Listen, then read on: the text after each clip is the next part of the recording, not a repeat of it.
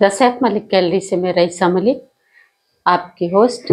आज मैं बात करूंगी शास्त्रीय संगीत में पारंगत और अपने शहर, अपने परिवार और अपने देश का नाम रोशन करने वाले उल्लास तेलंग जी से, और उनकी जानकारी, उनका परिश्रम मैं आप तक पहुंचाना चाहती हूं। उल्लास जी, आपने नमस्कार। वो आपने बहुत ही मेहनत की है। आप एक अधिकारी भी रहे हैं, और अधिकारी रहते हुए आपने शास्त्रीय संगीत गायन में काफी हिस्सा भी लिया है। तो सबसे पहले तो मैं जानना चाहूंगी कि आप आधिकारिक रूप से किस पद पर काम किया आपने? मैं 84 में डिप्टी कलेक्टर के पद पर मेरा सिलेक्शन हुआ था जी। और उसके बाद में कई जिलों में रहा। मैं जिलों में फील्ड में भी काम किया जी। फिर मैं घूमते फिरते रायसेन, बालाघाट वगैरह यहाँ होके भोपाल आया। अच्छा। तो भोपाल में प्रशासन अकादमी जो है वहाँ हमारी पोस्टिंग रही 5 साल। जी। उसके बाद मैं स्वास्थ्य विभाग में जॉइंट डायरेक्टर रहा। अच्छा। फिर इसमें आदिवासी विकास में उसमें जॉइंट डायरेक्टर रहा। जी। फिर मैं सीओ जिला पंचायत रहा नीमच में। अच्छा। फिर मैं जनरल मैनेजर रहा नागरिक आपूर्ति निगम में भी। जी। तो वो तो जो ऐसी पोस्टिंग होती रहती हैं। और आखिरी समय जब मैं रिटायर हुआ 2006 में जी, तो मेरी posting deputy secretary to governor थी। अच्छा। राजभवन में। राजभवन में आप? जी, बलराम जाखड़ साहब के टाइम में वहीं से रिटायर हुआ मैं। अच्छा जी। मतलब आप इतनी अहम पोस्ट में थे और ये जिम्मेदारी भी बड़ी थी आपकी, और कभी भी लॉ एंड ऑर्डर आ जाता है और कहीं भी आपको पूरा सब देखना पड़ता है। और उसके बाद भी गीत संगीत की तरफ, ये शास्त्रीय संगीत की तरफ खासतौर से आपका ध्यान, आप कैसे मोड़ गए? देखिए, परिवार में जो माहौल होता है ना जी, तो बच्चों पे भी वैसे संस्कार पड़ते हैं। बिल्कुल। तो हम लोग इंदौर में जब तो घर में संगीत का वातावरण था जी। तो वहाँ संगीत स्कूल चलता था सरकारी। अच्छा। इंदौर में। तो 56 में ही हमें संगीत स्कूल में डाल दिया था। 1956 में। 1956 में आपकी एज कितनी रही होगी? लगभग रही होगी 10-11 साल की। 10-11 साल की एज में। तो उसमें उस समय क्या था, उसी दौरान खैरागढ़ यूनिवर्सिटी बनी। जी। तो उसका 5 साल का कोर्स था, उसको संगीत विद कहते थे। जी। मतलब it was a graduation degree. जी। तो when I was still almost a child, तो मैं ग्रेजुएशन लेवल पर आ गया था। अच्छा। I was not 16 complete when I pass that examination संगीत विद। और खैरागढ़ यूनिवर्सिटी से हमें वो ग्रेजुएशन की डिग्री भी मिल गई आपको। मतलब ये 61 की बात है। बहुत बड़ी बात है कि मतलब इतने कम समय में आपने इतनी वो डिग्री को पा लिया। मतलब आपका ये परिश्रम था, लगन था। क्या ये आपको विरासत में मिला है? विरासत में मिला है, बिल्कुल। हमारे फादर जो थे जी, वो शास्त्रीय संगीत के बेहद शौकीन थे, सुनने के। अच्छा, सुनने के। अच्छा। और जो हमारी मदर थी वो जरूर वो गाती थी, भजन गाती थी वो। अच्छा। तो उनके जो गला मिला था उनको, जी, वो विरासत है हमारी मदर की। अच्छा, मतलब घर में पूरा माहौल। हाँ, कि फादर सुनने के शौकीन थे और मदर गाने की शौक था उनको। हमारे फादर ने तो कभी, जो आपको याद होगा, अभी भी हर शनिवार को जो नेशनल प्रोग्राम होता है म्यूजिक का, क्लासिकल म्यूजिक का, रात को 10:30 से 11, जी, हमारे फादर कभी चूकते नहीं थे। रेडियो पे जो आता था, रेडियो पे सुनते थे, बिल्कुल। तो मैं तो बचपन से हमने क्लासिकल म्यूजिक सुना, बड़े बड़े आर्टिस्टों को सुना जी। हिंदुस्तान के उस समय के जो बड़े आर्टिस्ट थे, चाहे वो वाद्य यंत्र के हों या गायक हों, सबको हमने बचपन से सुनने के आदी रहे हैं हम। हाँ, तो वो फिर आपने उसकी शिक्षा भी ली। हाँ, और शिक्षा लेने के बाद आपने उसको अभ्यास को जारी रखा होगा। इसके बाद, शिक्षा लेने के बाद मुझे अच्छे गुरु भी मिले। अच्छा। तो इंदौर में ही भव्यानंद जी भट्ट महाराज थे जी। तो उनसे मैं बहुत रेगुलर तालीम ली मैंने जी। और उसके बाद में ग्वालियर में बाला साहब पूछ वाले थे जी, उनसे मैंने तालीम ली। उसके बाद में कटनी में हिफजुर कबीर थे जी। हाँ, तो उनसे मेरा ऐसा कुछ संबंध जुड़ा कि मैं उनसे मतलब जब तक वो हयात थे मैं उनसे जुड़ा रहा और उनसे मैं सीखता रहा, क्योंकि वो तो उस्ताद अलाउद्दीन खान से जुड़े हुए थे। हाँ मैयर में। जी, मैंने आपके उसमें देखा है भी। हाँ। इसमें एक जो छपा हुआ है उसमें उनका भी जिक्र है, अलाउद्दीन साहब का भी जिक्र है। जी। हाँ, तो उसमें पेपर की जो कटिंग है इसमें लगी हुई है कार्ड में, उसमें अलाउद्दीन साहब का भी जिक्र है। तो मुझे तो वह फक्र हासिल है जो अच्छों को नहीं होता है जी, क्योंकि हिफ्जुर कबीर साहब अलाउद्दीन खान साहब की फैमिली से जुड़े हुए थे जी। तो अली अकबर खान साहब को तो पूरे दुनिया में बिल्कुल पहले नंबर के सरोद वादक हैं, तो वो एक बार मैयर आए। अच्छा। तो कबीर साहब ने तुरंत मुझे कटनी से फोन किया कि आप आ जाओ जी, और अली अकबर खान साहब आए हुए हैं, तो आ जा, मैं आपको मिलवाता हूँ उनसे। आप यकीन नहीं करेंगे जी, जैसे हमारे पुराने कैसे पुश्तैनी मकान होते हैं ना जी, कि ऐसे बीच में आंगन होता है, हाँ, तीनों चारों तरफ कमरे होते हैं, दालान होता है, अहाता होता है बिल्कुल। तो वहाँ अला उस्ताद अली अकबर खान इतने बड़े पूरे दुनिया की जाने में, हमने तखत पे बैठ के उन्होंने मुझे खाना खिलाया, उनके पास बैठ के। यह आपका सौभाग्य था। बहुत बड़ा सौभाग्य, बहुत बड़ा, मैं भूल नहीं सकता उस बात को। हाँ, और मैं एक दिन उनके साथ रहा दोपहर से शाम तक, खूब गप वगैरह लगाते हैं, मस्ती संगीत। उनकी दिनचर्या को आपने देखा। हाँ, कि मतलब वो किस तरह से अपना दिन जो है में क्या क्या करते हैं, कैसे करते हैं। अच्छा, हम लोग जब खाना वाना खा रहे थे, हम जब गुफ्तगू कर रहे थे, तो उनके अमेरिकन वाइफ भी है जी, और उनके अमेरिकन संतानें भी हैं जी जी।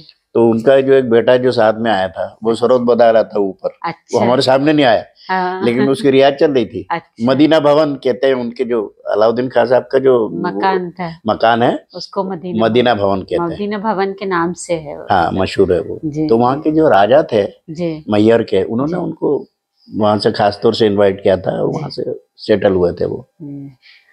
तो जैसे आप भी आपका सबसे पहले जो मकामी जगह थी वो हरदा थी। जी जी, मेरे ग्रैंडफादर वहां से कोकण गोवा तरफ से शिफ्ट हुए थे, तो हरदा में वो उनका बिजनेस वगैरह था जी। और फिर वहां से आप इंदौर, मेरे फादर फिर इंदौर शिफ्ट हो गए।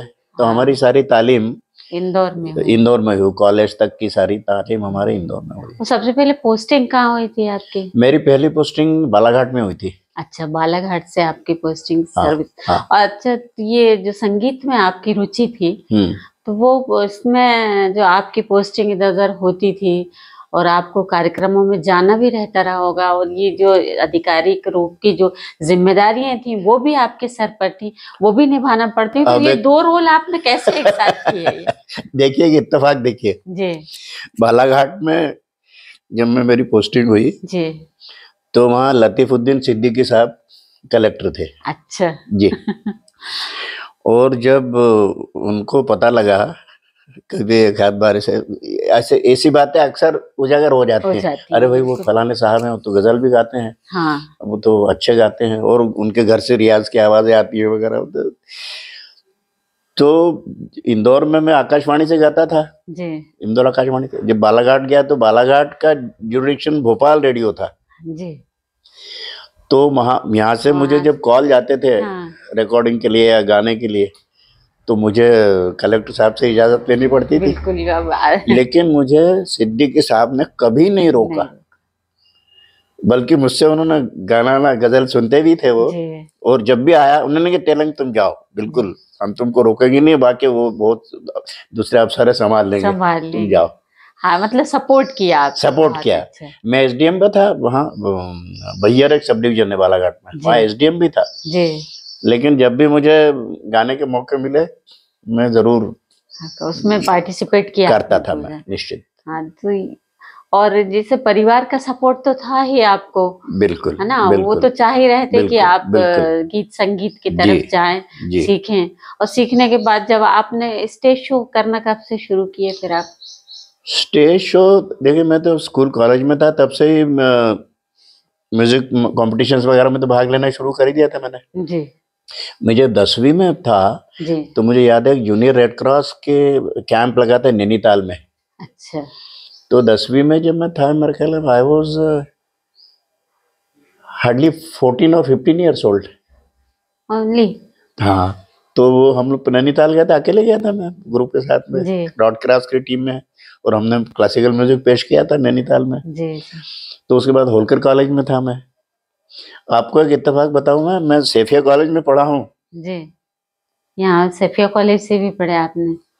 62 में पढ़ा हूँ मैं। अच्छा। लोग बात सुनते हैं तो उनको यकीन नहीं होता है हाँ। कि आपकी तो उम्र लगती नहीं है इतनी। अच्छा। मैं 62 में साल भर बीएससी फर्स्ट ईयर में रहा हूँ मैं। अच्छा। इसलिए भोपाल से मैं बहुत अच्छी तरह से वाकिफ हूँ। जी।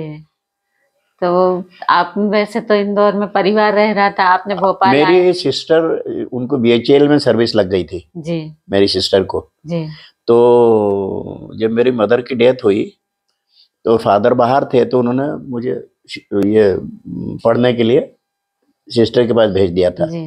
तो हम लोग वहाँ गोविंदपुरा में रहते थे। अच्छा। वहाँ से मैं सेफिया कॉलेज आता था साइकिल से। हाँ, सेफिया कॉलेज तो बहुत मशहूर था उस जी टाइम, और कम होते थे उस टाइम जी कॉलेज जी वगैरह। जी जी। तो आपका जो स्टेज शो था सबसे पहले आपने कहाँ किया और कब किया था? किस अब ये तो लगभग कितनी एज रही निश्चित हो तब? बताना तो मुश्किल है, लेकिन जी मुझे लगता है मैंने रतलाम में सज्जन मिल में एक बार प्रोग्राम दिया था जी जब बच्चा था मैं। जी। मेरे फादर सीहोर में रहे, तो सीहोर में शुगर मिल में एक बार मेरा प्रोग्राम हुआ था। अच्छा। दिस माइट बी अराउंड 63-64, 63 तब मैंने प्रोग्राम दिया था। जी। हाँ। तो तब से आप रेगुलर प्रोग्राम्स से बिल्कुल बिल्कुल प्रोग्राम्स मैंने मतलब हिंदुस्तान के जितने बड़े बड़े जितने शहर हैं, जी सब में प्रोग्राम दिए मैंने। जी। और काफी लोगों ने उसको सराहना भी हाँ की, हाँ पसंद भी किया बिल्कुल बहुत। बिल्कुल तो बिल्कुल। शास्त्रीय संगीत में आप किस टाइप के गीतों को मतलब पसंद मैं करते हैं? जो ख्याल गायकी है, जी। ख्याल गायकी में गाता हूँ। अच्छा। क्योंकि आपने सुना होगा कि दो ब्रांचेस हैं। जी। एक तो ध्रुपद गायकी होती है, ध्रुपद होती है इसमें जी हमारे गुंदेचा बंधु हैं, जी। वो ध्रुपद गाते हैं और अच्छा। हम ख्याल गाते हैं। आप ख्याल कहते हैं तो जी। ख्याल की शैली अलग है। हाँ। हाँ तो आपको ख्याल ज्यादा पसंद है, हाँ तो हाँ उसी बिल्कुल। को आपने उसी लाइन को आपने किया। उस ख्याल गायकी के साथ ठुमरी भी जुड़ी है, हाँ दादरा भी जुड़ा है। जी हम गजल भी मौका पड़ा तो अपने खुद की खुशी के लिए गजल भी जी। खूब गाए हैं, हाँ प्रैक्टिस तो भी किए हैं, जी। फिल्मी संगीत गाए हैं। मैं अच्छा। तो बचपन में जब था मैं स्टेज एक्टिंग करता था। जी तो मुझे याद है कि एक जॉनी वॉकर की फिल्म है, जी। उसमें जॉनी वॉकर एक गाना गाता था, सर जो तेरा चकराए या दिल हाँ, डूबा जाए। दिल डूबा मैं जाए। स्टेज पे एक्टिंग करता था मैं। अच्छा। हाँ एक्टिंग करके गाते थे आप? एक्टिंग करके गाते थे। अच्छा। हाँ। तो उसको हमारे दर्शक आपको थोड़ा सा सुनना चाहेंगे? वो गाना हाँ सुना देते हैं। जी। सर जो तेरा चकराए या दिल डूब जाए, आजा प्यारे पास हमारे, काहे घबराए काहे घबराए। सर जो तेरा चकराए या दिल डूब जाए, आजा प्यारे पास हमारे, काहे घबराए काहे घबराए, चंपे तेल मारिश। तो कॉमेडियन एक्टर थे। हाँ बिल्कुल। तो इस टाइप के गाने और स्टेज एक्टिंग बहुत इंदौर में बहुत पॉपुलर थी। जी हम लोग स्टेज पे गाते थे और एक्टिंग करते थे। हाँ बहुत, मतलब फिर पब्लिक उसको एंजॉय भी किया है बहुत। आया फिर मुझे थिएटर का शौक था, जी तो इंदौर में एक ड्रामा जो ग्रुप था उससे मैं जुड़ा था। तो जी उसमें भी हमने महाराष्ट्र वगैरह जाके अच्छे नाटक किए हैं, इंदौर में भी नाटक किए हैं। जी उसके बाद अच्छा शौक था। जी तो मैं जब जॉइंट डायरेक्टर था इसमें आदिवासी विकास में, जी तो civil services all India level की मैचेस वो होती है, टूर्नामेंट वो होती है, मतलब आयोजन, जी। जिसमें जितने स्टेट्स हैं हाँ वो सब आते हैं। और फिर बड़े बड़े डिपार्टमेंट है, जैसे रेलवेज है, हाँ इनकम टैक्स डिपार्टमेंट है, तो कस्टम्स है, स्ट्राइक, सारी टीमें आती हैं वहाँ, कंपटीशन होती है। तो उस ड्रामा कंपटीशन में हम लोग अगरतला गए थे। अच्छा त्रिपुरा। हाँ। तो देखिए भगवान की कृपा देखिए है कि मुझे वहाँ पे एक सपोर्टिंग एक्टर का जो एक प्राइज था जी, तो मुझे फर्स्ट प्राइज मिला एक्टिंग में। अरे वाह।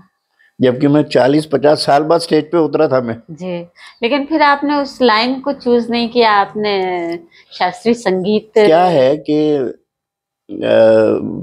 ड्रामा बेसिकली टीम शो है। अच्छा।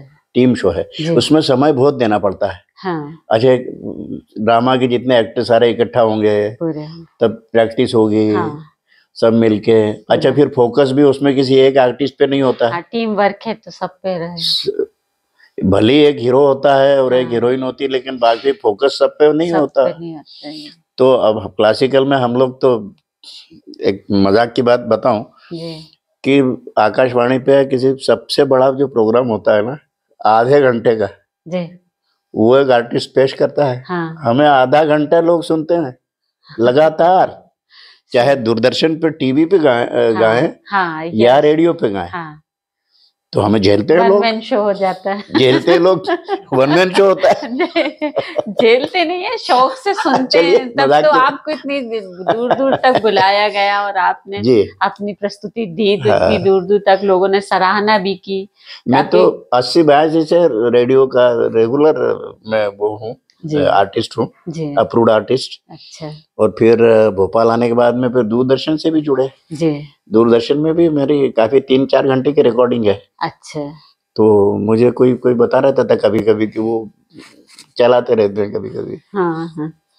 तो वो फिर आप ये संगीत से रिटायरमेंट होने के बाद तो आप और ज्यादा संगीत में डूब गए होंगे। रिटायरमेंट के बाद में गवर्नमेंट ने मुझे उस्ताद अलाउद्दीन का जो संगीत आर्ट एकेडमी है उसका डायरेक्टर बनाया 2 साल। अच्छा। मैं वहाँ 2 साल डायरेक्टर भी रहा। 2 साल डायरेक्टर भी रहा। लेकिन हमारा रियाज नहीं छूटा। अच्छा। रियाज नहीं छूटा, और आज भी इस उम्र में अभी हम रियाज तो करते हैं। जी, करते हैं बिल्कुल। उसके बिना चैन नहीं आता। जरूरी है, उसके बिना चैन नहीं आता। हाँ, और वो भी आपकी सेहत का एक राज है। हो सकता है, ईश्वर, ये तो सब ऊपर वाले का दिया हुआ है। गीत संगीत से भी जो है एक तरह का। बिल्कुल, हाँ, ऐसा कहते हैं लोग। हाँ। कि जो एक रूहानी कोई एक ऐसा कनेक्शन है। हाँ। कि आदमी अंदर से काफी भरा हुआ महसूस करता है। तो अब ये जैसे आज के दौर में जो संगीत है और शास्त्रीय संगीत, तो इसमें आप क्या देख रहे हैं कि दोनों में देखा जाए तो काफी पहले शास्त्रीय संगीत के श्रोता जो थे वो काफी थे, बहुत श्रोता थे, लेकिन अब संगीत का रूप जो है वो बदलता जा रहा है, और बदलते हुए रूप में कुछ अच्छी चीजें भी आ रही हैं और कुछ ऐसी चीजें भी आ रही हैं जो नहीं आना चाहिए। तो इसमें आपका क्या है? इसमें ये भी एक बड़ा चैलेंज है आपके लिए। बहुत बड़ा है। देखिए, संगीत तो संगीत है जी। अगर लोग पसंद कर रहे हैं, झूम रहे हैं, गा रहे हैं, नाच रहे हैं, बिल्कुल, तो वो संगीत तो है।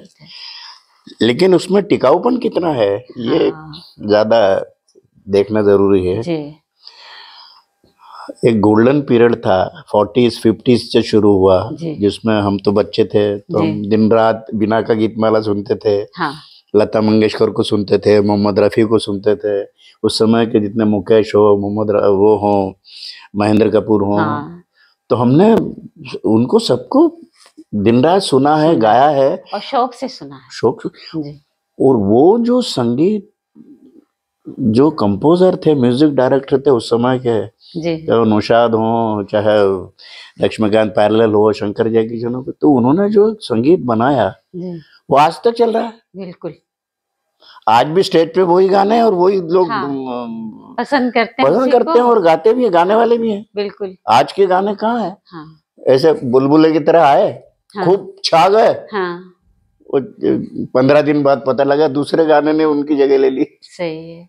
और आज भी जो देखिए रिमिक्स भी बनाए जा रहे हैं, तो पुराने गीतों के बनाए जा रहे हैं। और क्या, बिल्कुल, क्योंकि उसमें रस है ना। रस है उसमें जो उसकी जो बुनियाद है जी, वो मेलोडी है। हाँ। मेलोडी है, उसमें रस है, उसमें भाव है, उसमें आदमी खो जाता है। उसकी पोएट्री, उसकी शायरी है। शायरी और सुर और संगीत का इतना जबरदस्त मेल है कि आदमी उसमें खो जाता है। बिल्कुल, मतलब उनका जो पुराने गीत थे उनमें एक मैसेज भी होता था पब्लिक के लिए एक मैसेज भी छोड़ते थे वो गीत में, लेकिन आज वो चीज नहीं है। आज तो कमर्शियल है, हर चीज कमर्शियल है जी। जो लोग बैठे उनको तो पैसा कमाना है, शॉर्टकट जाके और उसको पैसा हाँ बिल्कुल बिल्कुल। करोड़ों रुपया खर्च हो रहा है जी। आप तो जानती होंगी कि music is an industry now जी। पहले इंडस्ट्री नहीं थी, नहीं था। पहले लोग शौक के लिए गाते थे, लोगों के मनोरंजन के लिए गाते थे, लोगों को एंटरटेन करने के लिए गाते थे और सीखते थे तो तन मन धन से सीखते थे, बिल्कुल पूरी बिल्कुल, परिश्रम करके, डिवोशन था उनका। हाँ, और मतलब काफी समय लगता था, उसके बाद वो इस चीज के लिए तैयार होते थे। लेकिन आज देखा गया है कि बस थोड़े दिन में ही एकदम आदमी पॉपुलर होता है, वो जमाना अब आना मुश्किल है। जिस तरह से पॉपुलर होता है उस तरह से गायब भी होता है। बिल्कुल, वो जमाना आना मुश्किल है अब। और उस टाइप का संगीत मेरा ख्याल है दोबारा रिप्रोड्यूस होगा भी नहीं कभी जी। वो एक मतलब आप ये कहिए कि गोल्डन पीरियड ही था वो जैसा संगीत उस समय बना है जी। वो हमारे यहाँ सदियों तक रहेगा, सदियों तक यही चलेगा जी। तो अभी जैसे जो ये संगीत एकदम से आता है, नए नए लोग एकदम उठते हैं वो होते हैं, तो इसमें अपन किसको दोषी मान सकते हैं? श्रोताओं को मान सकते हैं या जो आ रहा है गाता हुआ जो इस चीज को चुन रहा है? नहीं, दोष किसी का नहीं है, किसी का दोष दोष समय का है, समय का है। उस समय तो इतना फास्ट है जी। आज कहाँ लोगों को फुर्सत है इतनी हाँ। कि वो सुर को और शास्त्रीय संगीत को सुने और सुरों की गहराई में उतरे, और कहाँ फुर्सत है। अब मेरा ख्याल आज अगर मेहदी हसन साहब भी आ जाएगा आकर बैठ जाए तो लोग बाग 10 मिनट में अरे यार बोर हो गया यार, हो सकता है ऐसे रिएक्शन हो जाए। तो जमाना इतना फास्ट है कि लोगों को जल्दी जल्दी चाहिए हाँ। जल्दी जल्दी चाहिए। अच्छा भाई, मैं संगीत बहुत कम लोगों को मैंने सिखाया है जी। क्योंकि मैं खुद ही सीखता रहा हूँ और आज भी सीख रहा हूँ जी। बिल्कुल, सीखने की उम्र तो कभी नहीं खत्म। तो लोग बाग आजकल मैंने सुना है कि वो जो शागिर्द है वो पूछते हैं साहब कितना टाइम लगेगा? अच्छा, टाइम लिमिट हाँ। हमें स्टेज पे गाना है अच्छा। वैसा करना है, वहाँ गाना है, कितना टाइम लगेगा? तो संगीत ऐसी थोड़ी, हमारे ऐसे उस्ताद हैं कि खप गए हाँ। उनकी पीढ़ियां खप गए, उनका कभी नाम नहीं हुआ और वो रियाज ही करते रहे हाँ। वो उस्ताद की सेवा करते रहे, उस्ताद ही नहीं मानते थे कभी, उस्ताद की सेवा करते रहे और कभी उन्होंने सोचा ही नहीं कि हमें कोई बिल्कुल मौका मिलेगा और हम गाएंगे जी। तब माहौल बदल गया। तो फिर उनके लिए क्या आप कहना चाहते हैं जो लोग आजकल आ रहे हैं? नहीं, कुछ नहीं कहना चाहता मैं, वो जो कर रहे हैं करते रहे, जो कर रहे हैं हो सकता है समय बदलेगा हाँ। तो फिर अगर आदमी थोड़ा चिंतन उसका वो होगा। अभी तो सारा बाहरी दिखावा हर चीज का हाँ। सब एक्सट्रोवर्ट हैं लोग जी, इंट्रोवर्ट कोई नहीं है। वो जो सर इंट्रोवर्सी है जी। कि आदमी अपने अंदर उतरता था हाँ पूरा, तब उसमें उसको उस सुर में से उसको वो फिर निकल के आता था। जैसे आज भी देखिएगा तो लता जी को कोई नहीं छुपा रहा है, मोहम्मद रफी साहब को कोई नहीं छुपा रहा, मन्ना डे जी को कोई नहीं छुपा रहा। गाते तो सब है, कोशिश तो सब करते हैं, क्योंकि वो चीज अंदर से नहीं आती उनकी। कितने साल है? 100 साल हो जाएंगे जी बहुत जल्दी। और हमारी 114 करोड़ की आबादी बता रहे हैं आजकल, 40 करोड़ की, शायद 140 करोड़ जी 140। और 140 करोड़ में एक लता मंगेशकर है, एक मोहम्मद रफी है बिल्कुल, वो वजह यही है। मैं अपने बच्चों को जब कभी सीखता है तो मैं बताता हूँ, बेटा देखो हाँ। तुम साइंटिस्ट बन सकते हो जी। तुम फिजिक्स पे कमांड कर सकते हो, केमिस्ट्री पे, मैथ्स पे कमांड कर सकते हो, संगीत पे कमांड नहीं कर सकते हाँ। इसमें तो रोजाना इसमें भीगना पड़ता है, रोजाना इसमें घुसना पड़ता है, रोज रियाज करना पड़ता है आपको। आपने कहा कि आप गजलें भी गाते थे, तो आपकी कोई पसंदीदा गजल होगी जो आपको बहुत पसंद होगी? पसंदीदा तो मेरा गजल बहुत है, मेहदी हसन साहब से उनके जैसा तो गाना खैर नामुमकिन है जी। गुलाम अली है, जगजीत सिंह है जी। कोई मोहम्मद रफी साहब ने क्या कम गजलें गाई है क्या जी? एक से एक गजलें गाई हैं। मोहम्मद रफी साहब तो मल्टी टैलेंट थे, सवाल ही नहीं तो भजन भी गाया, अरे वो गीत जिसको उन्होंने हाथ लगा दिया, हर तरह के हर रंग के गीत गाए आपने। आप देखिए, आप किस दुख में है तो बिल्कुल लगेगा कि आदमी दुख में डूबा हुआ है, सामने वाला रोने लगे। वो जिंदा कर देते थे उसको, जिंदा कर देते थे बिल्कुल। तो मतलब उनका तो तोड़ ही नहीं है आज के दौर में। मैं मोहम्मद रफी का एक गाना मैं बड़ा शौक से गाता था जी, एक दिल एक मंदिर फिल्म का गाना है जी बिल्कुल सुनना चाहेंगे हमारे दर्शक आपकी। याद न जाए बीते दिनों की, जाके न आए जो दिन, दिल क्यों बुलाए उन्हें, दिल क्यों बुलाए, याद न जाए तस्वीर उनके छुपा के, रख दूं जहां जे चाहे, मन में बसी ये मूरत, मन में बसी ये मूरत, लेकिन मिटी न मिटाए, कहने को है वो पराए, याद न जाए। बहुत अच्छे, बहुत मतलब हमारे दर्शक भी खुश हो जाएंगे कि आप अरे खैर अब उतनी आवाज नहीं चल रही है, उतनी आवाज नहीं चल रही है, लेकिन वो तो वो गाने ऐसे हैं कि हमारे जिंदगी में रचे बसे हुए हैं। वो एक आध गजल भी कोई गजल गाए, एक निदा फाजली की गजल मैंने अभी रिसेंटली सुनाई थी जी, यहाँ हिंदी भवन में एक जलसा हुआ था। अच्छा, तो मैं कोशिश करता हूँ, बिल्कुल मैं उससे एक शेर से शुरू करता हूँ जी। ये गजल दिमाग में नहीं आ रही जी जी। जिन चरागों को हवाओं का कोई खौफ नहीं, जिन चरागों को हवाओं का कोई खौफ नहीं, जिन चरागों को हवाओं का कोई खौफ नहीं, उन चरागों को हवाओं से बचाया जाए, घर में बिखरी हुई चीजों को सजाया जाए, अपने और न जाया जाए। इससे बड़ा मौजू शेर है आखिरी जी।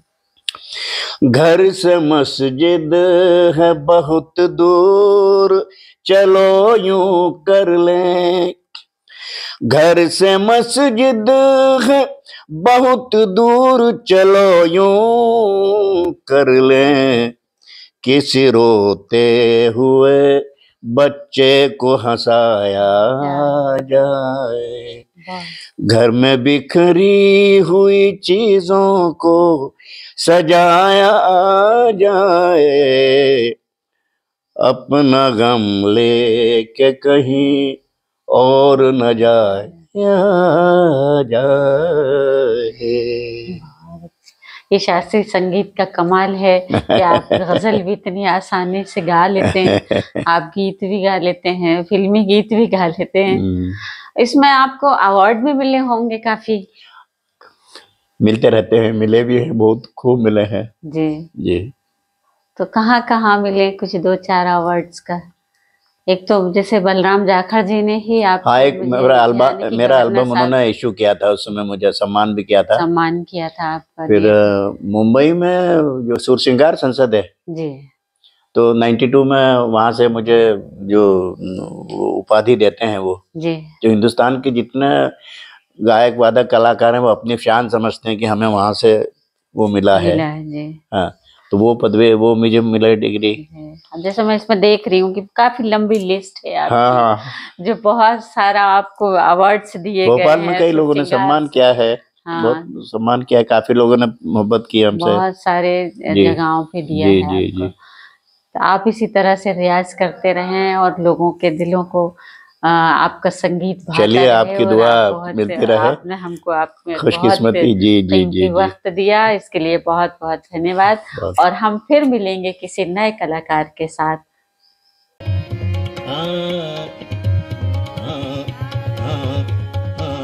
रंग दे रंग दे रंग रे जो रंग दे रंग दे रंग दे रंग दे रंग दे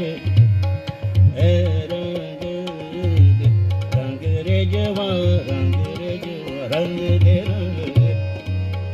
रंग रे जवा रंग दे रंग दे रंग रे जवा रंग दे रंग दे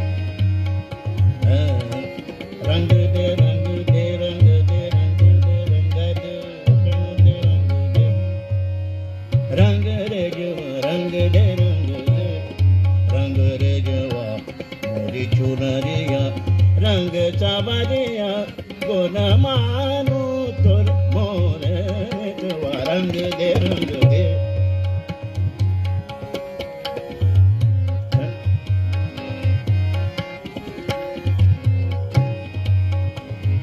रंग दे रंग दे रंग दे रंग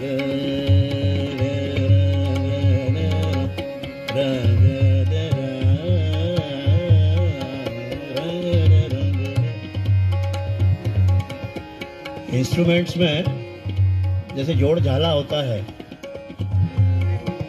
तो गायक भी अगर सोचे कि मैं झाला गाने लगूं तो चौगुनी लय में तबले वालों कहेंगे बजा भैया, हम तो एक लय में गाएंगे, तू 4 लय में बजा। रंग दे रंग दे रंग दे रंग दे रंग दे रे जो रंग दे रंग दे रंग रे जवा रंग दे रंग दे, क्या बात, रंग दे रंग दे रंग दे रंग दे रंग रे जवा रे जवा